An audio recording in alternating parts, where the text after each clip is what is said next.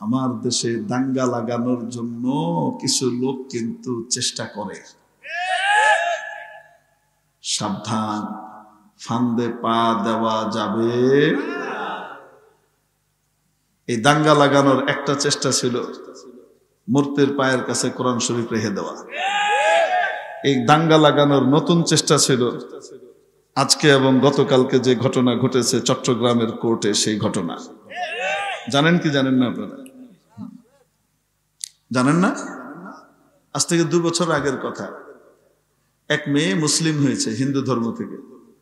যখন মুসলমান হয়েছে সে সাবালিকা, সরকারি হিসাবে সে সাবালিকা, স্বেচ্ছায় মুসলিম হয়েছে এবং আরেকজন কনভার্টেড মুসলিমকে সে বিয়ে করেছে।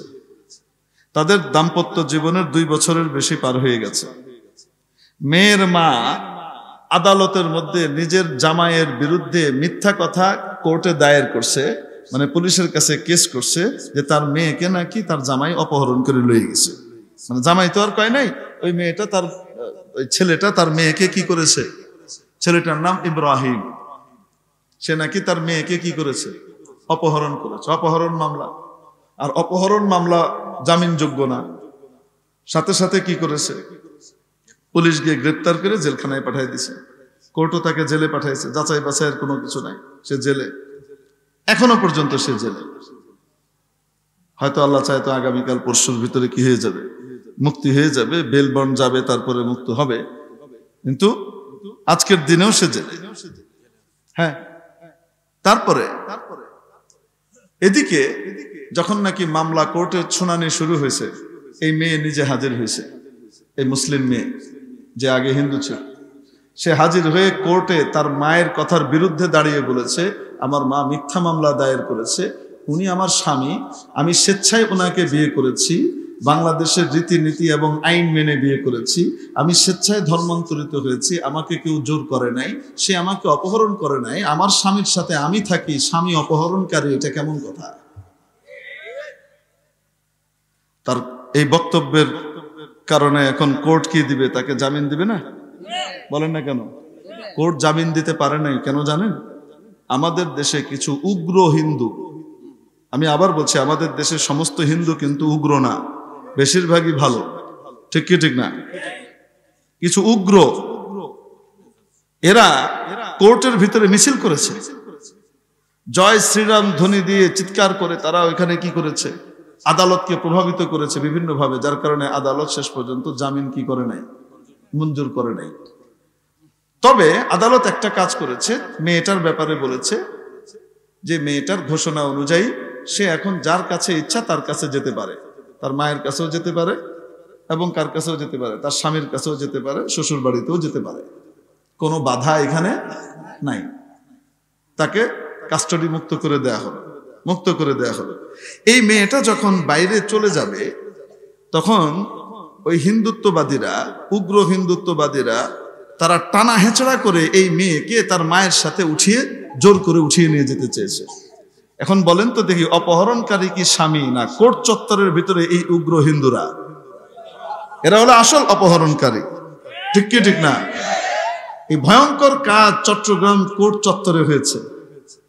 শেষ পর্যন্ত এই মেয়েটা আত্মরক্ষার্থে কি করবে, ওদের কাছে তো সে যাবে না, তাকে জোর করে টেনে হিঁচড়ে গাড়িতে উঠিয়ে নিচ্ছে। তারপরে এই মেয়ের পক্ষের যে উকিল, সে পুলিশের সাহায্য নিয়ে তাকে ওদের কাছ থেকে উদ্ধার করে আবার কোর্টের কাস্টডিতে এনে ঢুকেছে।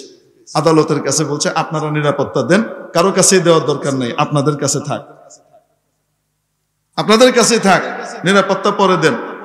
এখন বের হতে গেলে ওরা কি করছে, জোর করে নিয়ে যাচ্ছে। মেয়েও বলে সে যাবে না ওদের সাথে। শেষ পর্যন্ত এই মামলার শুনানির দিন গতকালকে ছিল। গতকালকে যখন মেয়ে আবার হাজির হয়েছে এবং সেখানে কথাবার্তা সব হয়েছে, আদালত রায় দিবে, ফয়সালা দিবে, 300-400 উগ্র হিন্দু তারা ওখানে কি করেছে, মিছিলের মতো চিৎকার চেঁচামেচি করে আদালত প্রাঙ্গণের ভিতরে গন্ডগোল লাগাই দিচ্ছে। বুঝতে পারতেছেন ব্যাপারটা? এটা একটা গোটা দেশের ভিতরে উস্কানি কিনা, সাম্প্রদায়িক দাঙ্গা লাগানোর উস্কানি। এই উস্কানি দাতাদেরকে চিহ্নিত করে অতি দ্রুত আইনের আওতায় আনতে হবে, না হলে এদেশ কিন্তু শান্ত রাখা যাবে না। এগুলোকে হেলাফেলা করার জিনিস নয়। প্রথমেই যদি সাপের মাথা চূর্ণ না করা হয়, এই সাপ বড় হয়ে কিন্তু অনেক বড় দংশন করার এবং দেশ ধ্বংসের কারণ হয়ে দাঁড়াবে। আমরা আবারও পরিষ্কার করে বলছি, এদেশের সকল হিন্দু উগ্র নয়, তারা শান্তিপূর্ণ উপায়ে এদেশে বসবাস করেন এবং আমাদের সাথে সুন্দর ভালো সহাবস্থান আছে, ঠিক কি ঠিক না? কিন্তু যে বা যারা এদেশের পরিস্থিতিকে উত্তাল করে এদেশের সাম্প্রদায়িক দাঙ্গা লাগাতে চায়, সে হিন্দু হোক চাই মুসলিম হোক, উভয়কে আমরা বলবো গ্রেপ্তার করে আইনের আওতায় আনা হোক।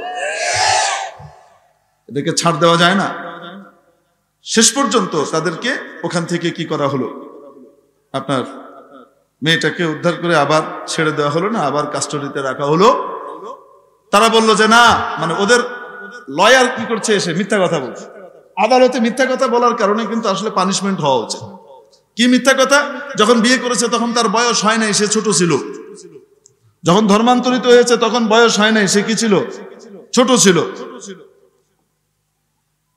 তো আদালত শেষ পর্যন্ত বলেছে যে আমার কাছে তো সব কাগজে আছে, তারপরেও যেহেতু আপনারা বলছেন, ঠিক আছে, আগামীকাল এটার শুনানি হবে, প্রত্যেকেই আপনারা বয়সের কাগজ নিয়ে এসেন। এখন মেয়েটার এসএসসি সার্টিফিকেট আছে, স্কুলের সার্টিফিকেট আছে, তার জন্ম নিবন্ধন আছে, তার কার্ড আছে, এগুলাতে সব জন্ম তারিখ লেখা আছে না? এগুলো সব আজকে আবার পেশ করা হয়েছে। এবং তারপরে আল্লাহর রহমতে শেষ পর্যন্ত মুসলমানরাও সক্রিয় হয়েছে। আমরা তো এগুলো জানতামই না যে এই সমস্ত কারবার চলছে। আলহামদুলিল্লাহ আজকে শুনেছি যে আদালত তার এই সব কিছু দেখে শুনে ওদের কথা নাকচ করে দিয়েছেন, জামিনের ফয়সালা দিয়েছেন। হয়তো তিনি বেকসুর খালাস হয়ে কি করবেন, বের হবেন, জামিনে বের হবেন, তারপরে মামলার প্রক্রিয়া চলবে, উইথড্র হবে, এটা হবে, সেটা হবে। কিন্তু এই যে চক্রান্ত, বলেন তো দেখি, এটা কি এদেশে উস্কানি দেওয়া কিনা? কারণ এটা 92% মুসলমানের দেশ। ইন্ডিয়াতে মাত্র 60 থেকে 65% হলো হিন্দু। কত পার্সেন্ট?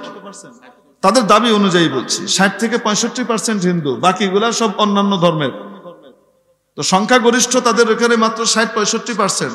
তারপরেও তারা এ পর্যন্ত কতবার হিন্দু মুসলিম দাঙ্গা বাঁধিয়েছে, মুসলমানদেরকে নির্বিচারে হত্যা করেছে, ঠিক কি ঠিক না? কতবার এই পর্যন্ত ইন্ডিয়াতে দাঙ্গা হয়েছে। আমার এই দেশে মুসলমানরা সংখ্যাগরিষ্ঠ, শুধু সাধারণ সংখ্যাগরিষ্ঠ না, 60-65% নয়, তারা 90% উপরে, প্রায় 92% মুসলমানের দেশে আজ পর্যন্ত আমার দেশে কোনো সাম্প্রদায়িক দাঙ্গা হয় নাই, ঠিক কি ঠিক না? এটা এদেশের মুসলমানদের মুসলমানিত্বের পরিচয়। এবং মুসলমানরা যে শান্তিপূর্ণ উপায়ে জীবন কাটাতে চায়, তারা যে অন্যের অধিকারকে বাস্তবায়ন করতে চায়, অন্যের অধিকারকে সম্মান জানায়, এটার সুনির্দিষ্ট একদম সুস্পষ্ট প্রমাণ। আসতে বলেন, ঠিক কি ঠিক না? এখন এই সাম্প্রদায়িক সম্প্রীতিকে নষ্ট করবার জন্য কেউ যদি উস্কানি দেয়, অবশ্যই রাষ্ট্র তার বিরুদ্ধে ব্যবস্থা নেবে, না হলে কিন্তু পরিস্থিতি নিয়ন্ত্রণের বাইরে চলে গেলে কেউ কিন্তু নিয়ন্ত্রণ করতে পারবে না, ঠিক কি ঠিক না? এখান থেকে আমরা আপনাদেরকে বলতে চাই, পরিস্থিতি যাই হোক না কেন, অবশ্যই আইনিভাবে আমরা লড়ব, আমরা উপস্থিতির মাধ্যমে আমাদের শক্তি প্রমাণ করব। কিন্তু কখনো কোনো হিন্দুর বাড়িতে দাঙ্গা হাঙ্গামা মামলা মারামারিতে কখনো আমরা জড়াবো। কেউ উস্কানি দিতে চাইলেও সেই উস্কানির ফাঁদে পা দেওয়া যাবে। তার অর্থ এই নয় যে যখন নাকি আপনাকে আদালত চত্বরে দাঁড়িয়ে নিজের কি করতে হবে, ওদের বিরুদ্ধে নিজের অবস্থান দেখাতে হবে, তখন আপনি নাই, এটা যেন না হয়।